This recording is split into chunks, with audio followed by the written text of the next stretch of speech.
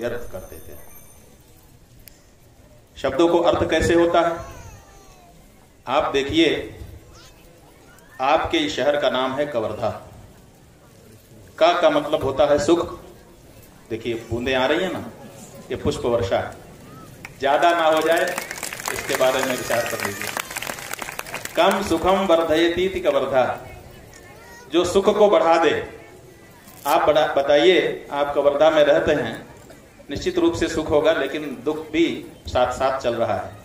लेकिन आज जब परम पूज्य महाराज श्री यहां आकर के विराजमान हो गए हैं, तो आपको कोई दुख है? इस समय सुख ही सुख आपको व्याप्त हो गया है। ये कवर्धा नाम अनवर्थ हो गया है, कवर्धा शब्द को अर्थ मिल गया है।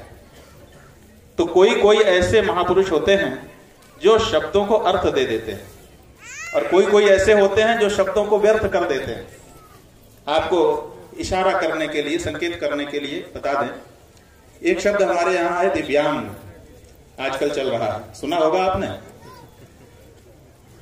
ये दिव्यांग क्या होता है?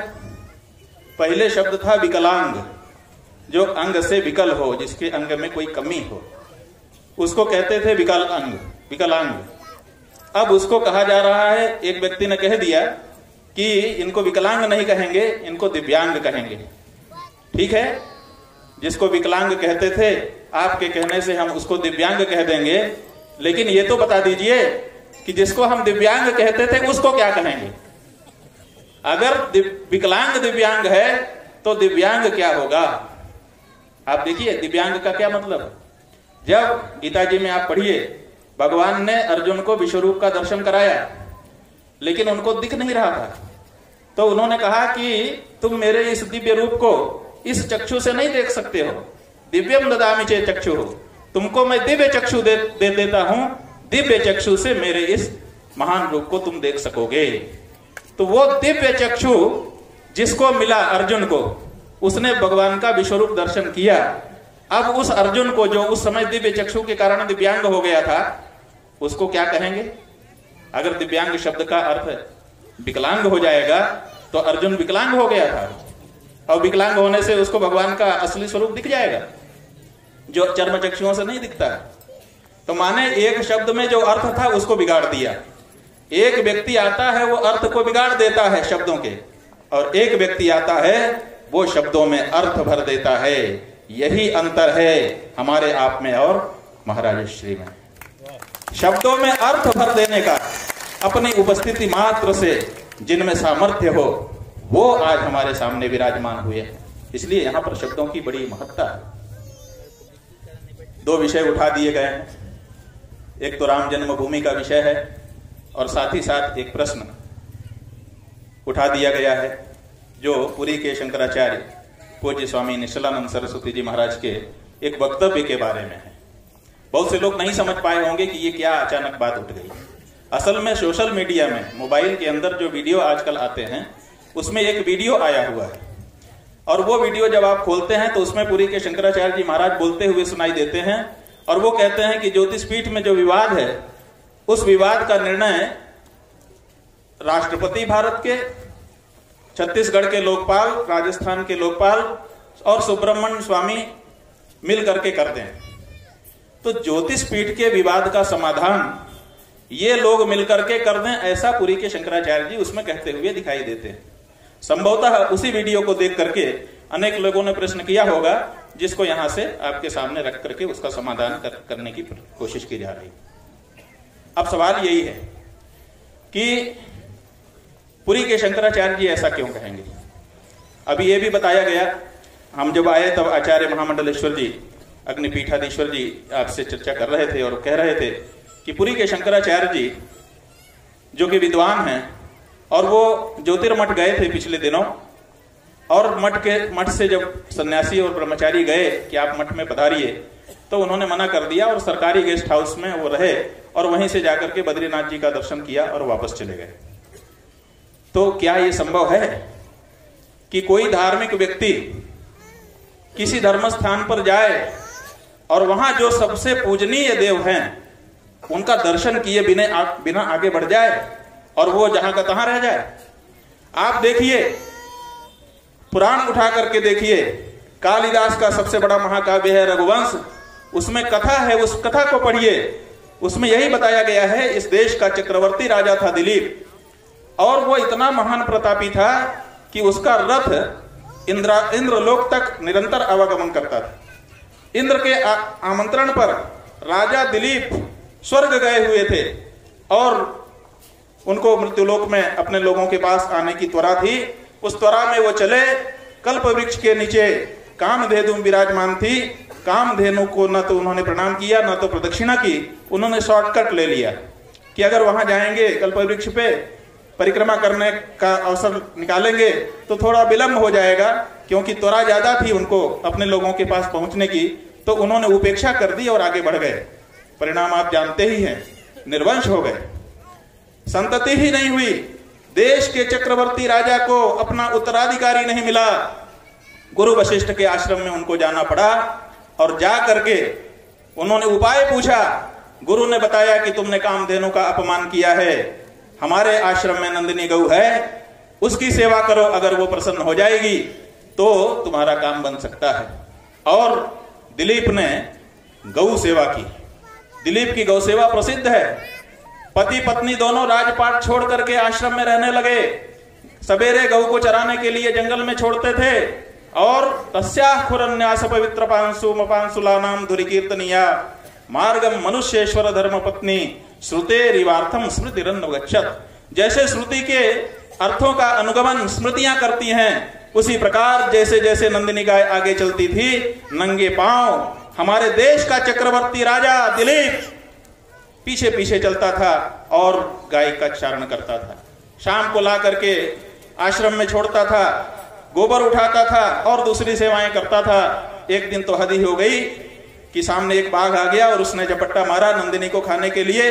राजा बीच में आ गया और उसने अपनी तलवार निकाल ली तो बाघ बोल पड़ा।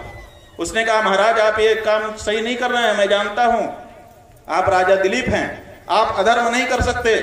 कहा, मैं कौन सा अधर्म करता हूं, मैं तो गाय की रक्षा कर रहा हूं। कहा, गाय की रक्षा एक धर्म है और भूखे को भोजन एक धर्म है। मैं भूखा हूं, मुझे भोजन भी तो मिलना चाहिए, आप गाय की रक्षा करिए और आप मुझे खाने से नहीं रोक सकते, मुझे भूखा नहीं रख सकते। ये भी उसने कहा कि मैं जंगली जानवर हूं, जंगल में खाने का यही नियम है, इसलिए मैं जो झपट्टा मार रहा हूं, यहां ऐसा कानून नहीं है, यहां पर शिकार करके ही खाना पड़ता है, इसलिए मैं धर्मपूर्वक अपना भोजन जुटा रहा हूं, उसमें आप बाधा डाल रहे हैं, इसलिए आप अधर्म का आचरण कर रहे हैं और भारत का राजा अधर्म का आचरण करे, ये हम जंगली लोग भी स्वीकार नहीं करेंगे। क्या देश था हमारा और क्या आज देश हो गया है।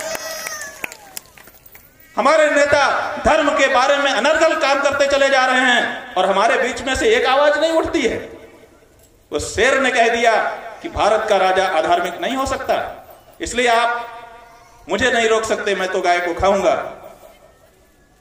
देश के राजा दिलीप ने कहा, तुम्हारी बात भी सही है, धर्म पूर्वक है, इसलिए मैं तुम्हारी बात को नहीं काटूंगा। तुम भूखे हो, तुमको भोजन मिलना चाहिए, लेकिन ये गाय मेरी रक्षिता है, इसकी रक्षा करना मेरा धर्म है, इसलिए गाय की भी रक्षा होगी और तुमको भोजन भी मिलेगा। सिंह ने कहा, ये कैसे संभव है। राजा ने कहा कि तुमको पेट भरने से मतलब है, जरूरी नहीं है कि गाय का ही मांस खाओ, मेरा मांस खा सकते हो, इसलिए गाय को छोड़ दो और मेरे ऊपर झपट्टा मार के मुझे खा लो। ये इस देश के राजाओं का आदर्श रहा है। यह भारत ऐसे ही विश्वगुरु नहीं बन गया। लेकिन आज देखिए, पुरी के शंकराचार्य जी ज्योतिर्मठ जाते हैं, ज्योतिर्मठ में भगवान शंकराचार्य जी के द्वारा स्थापित पीठ है, तोटकाचार्य जी वहां के प्रथम आचार्य हैं। आज के वर्तमान आचार्य के बारे में आपके मन में अगर कोई भावना नहीं है तो एक बार क्षमा हो सकती है, लेकिन तोटकाचार्य जी के लिए आपके मन में भावना नहीं हो सकती है तो आपको क्षमा नहीं किया जा सकता है। आपने तोटकाचार्य जी का अपमान किया है। ज्योतिर्मठ में जाकर के तोटकाचार्य जी की गुफा का दर्शन किए बिना लौट आना निश्चित रूप से ज्योतिर्मठ के प्रथम आचार्य का और ज्योतिर्मठ के वर्तमान आचार्य का अपमान है, और ऐसा अपमान हम स्वीकार नहीं कर सकते। बंधुओं, गुरु गुरु है, पुरी के शंकराचार्य जी हमारे गुरु हैं। चारों शंकराचार्य, असल में चार शंकराचार्य नहीं है, शंकराचार्य एक ही हैं, क्षेत्र के अनुसार चार हमको दिखाई देते हैं।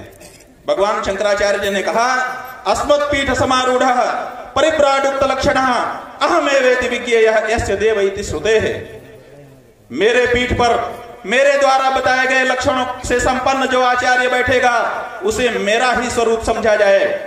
तो इस समय जो भी इन चार पीठों पर आचार्य बैठे हैं वो सब भगवान शंकराचार्य के ही स्वरूप हैं, शंकराचार्य से कम नहीं। इसलिए चाहे हमारे गुरु जी महाराज हो, चाहे पुरी के परम पूज्य स्वामी निश्चलानंद सरस्वती जी महाराज हो, वो इस समय शंकराचार्य हैं, उनके अपमान का सवाल ही नहीं है। लेकिन गुरु का सम्मान कब तक? जब तक वो शास्त्र के अनुसार बोले तब तक। शास्त्र के विरुद्ध बोले तो उसको भी नकार देने का अधिकार हम सनातन धर्मियों को प्राप्त है। इसीलिए हम किसी के कठपुतली नहीं है।